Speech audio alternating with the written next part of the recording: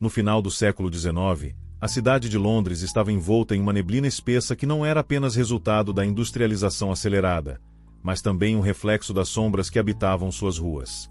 O bairro de Whitechapel, um lugar pobre e decadente, se tornou o epicentro de um dos casos mais aterrorizantes da história do crime: os assassinatos de Jack, o Estripador.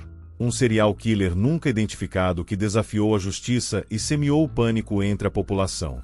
O nome Jack, o Estripador, ecoa até hoje como uma lenda macabra que mistura medo, mistério e horrores inomináveis. Antes de começarmos, se você é apaixonado por histórias de crimes reais e quer continuar acompanhando conteúdos fascinantes como este, não se esqueça de seguir o canal Crimes Diário, ativar as notificações, deixar o seu like, comentar e compartilhar com seus amigos. Sua participação é essencial para o crescimento do canal e para trazermos mais casos intrigantes e bem detalhados. Agora, prepare-se para mergulhar no mistério e horror da história de Jack, o Estripador. O cenário de Whitechapel e as primeiras vítimas. Whitechapel, no leste de Londres, era um lugar onde a desesperança respirava lado a lado com o desespero. As ruas eram um labirinto sujo, um emaranhado de vielas sombrias que pareciam nunca terminar. Os lampiões fracos mal conseguiam iluminar as calçadas cobertas de lama e sujeira, criando sombras grotescas que dançavam nas paredes manchadas pelo tempo. Carroças rangiam ao passar lentamente, e o som de passos ecoava, misturando-se aos murmúrios e sussurros das vidas perdidas ali. Era um mundo de contradições. O progresso industrial crescia, mas a miséria continuava empilhada em becos esquecidos. Whitechapel era um ponto de encontro de pobres, imigrantes judeus, trabalhadores braçais e mulheres desesperadas que vendiam seus corpos por alguns centavos para sobreviver. Prostitutas eram fáceis de encontrar em cada esquina, mas também fáceis de esquecer. E foi justamente entre elas que o Estripador iniciou seu reinado de horror. Na madrugada de 31 de agosto de 1888, Mary Nichols, conhecida como Polly, foi encontrada morta na Vauxhall. Era um lugar escuro e deserto, onde o silêncio da noite foi quebrado pelo grito horrorizado de um trabalhador que encontrou o corpo. Polly estava deitada de costas, com a garganta cortada de uma orelha à outra. O sangue havia manchado suas roupas esfarrapadas, mas não era isso que chocou os primeiros que a viram. Sua barriga estava aberta. As entranhas haviam sido parcialmente expostas em cortes frios e precisos. A população de Whitechapel reagiu inicialmente com surpresa e medo contido. Seria um crime comum, como tantos outros. Mas dias depois, em 8 de setembro, o horror escalou. Annie Chapman, outra prostituta, foi encontrada brutalmente assassinada no quintal de uma casa na Ambury Street. A cena era ainda mais macabra. A garganta de Annie também havia sido cortada, mas o que causou verdadeiro espanto foi o restante. Seu abdômen fora aberto por completo, e alguns de seus órgãos internos haviam sido removidos e deixados ao lado do corpo, como se fossem troféus. Os médicos que examinaram o corpo ficaram horrorizados. Os cortes eram tão precisos que sugeriam um conhecimento técnico de anatomia. Quem poderia ter feito isso? Um louco, um cirurgião ou algo pior? O fato de que Annie havia sido morta em um local cercado por residências apenas intensificou o terror. Jack, o Estripador, não temia ser visto. Ele era audacioso, um predador que não deixava rastros. O pânico começou a se espalhar como fogo pelas ruas de Whitechapel.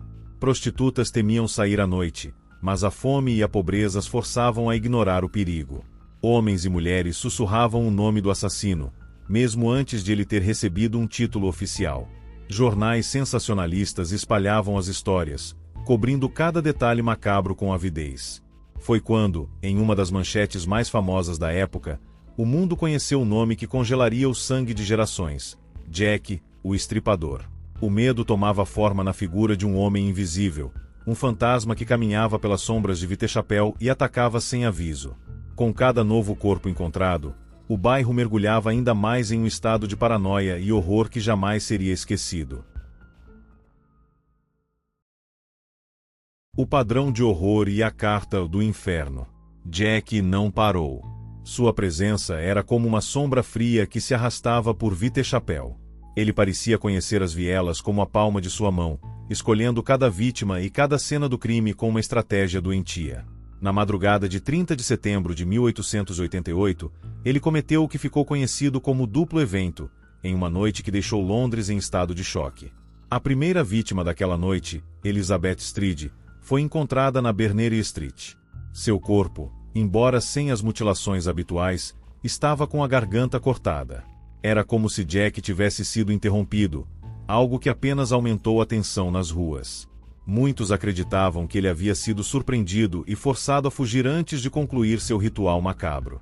Mas o assassino não desistiria. Poucas horas depois, em Mitre Square, o corpo de Catherine Edoves foi descoberto. Desta vez, Jack deu vazão ao seu horror insaciável. A garganta de Catherine fora brutalmente cortada, mas o pior eram as mutilações. Seu rosto havia sido desfigurado de forma cruel. Um corte desenhava um sorriso macabro, os olhos haviam sido retalhados e o nariz, removido. Como se isso não bastasse, o ventre fora aberto e seus órgãos internos haviam sido arrancados e espalhados pelo chão frio do beco. Foi ali, em uma parede próxima ao local do crime, que surgiu uma pista sinistra. Uma frase foi rabiscada com giz, possivelmente pelo próprio Jack, dizendo: "Os judeus não são os homens que serão culpados." A frase aumentou a confusão e gerou mais teorias, enquanto jornais exploravam cada detalhe do caso, inflando ainda mais o pânico. Dias depois, a Scotland Yard recebeu uma carta que mudaria para sempre o tom das investigações. Conhecida como Carta do Inferno, a mensagem era curta, mas arrepiava a espinha. "Senhor Luz, aqui está metade do rim que tirei de uma mulher. O outro pedaço eu fritei e comi. Estava muito bom. Assinado, do inferno." A carta trazia algo a mais: metade de um rim humano, preservado, supostamente pertencente a Catherine Edoves. A própria ideia de que Jack estivesse se alimentando de suas vítimas transformou o assassino em uma figura demoníaca. Seria ele um louco? Um médico? Um monstro? Os londrinos não conseguiam dormir, e as ruas vazias de Vitechapel eram um cenário assombrado. Enquanto a polícia tropeçava em pistas que nada resolviam, a população vivia um pesadelo que parecia não ter fim. As vielas, antes apenas perigosas, agora eram labirintos de morte. Jack, o estripador, caminhava invisível entre eles, rindo nas sombras. Mary Jane Kelly e o desaparecimento do estripador. Em 9 de novembro de 1888, Jack cometeu o último e mais brutal de seus assassinatos. Mary Jane Kelly, uma jovem prostituta, foi encontrada morta em seu próprio quarto, na Miller's Court. Dessa vez, o assassino teve tempo para saciar seu sadismo. O corpo de Mary foi mutilado de tal forma que ficou irreconhecível.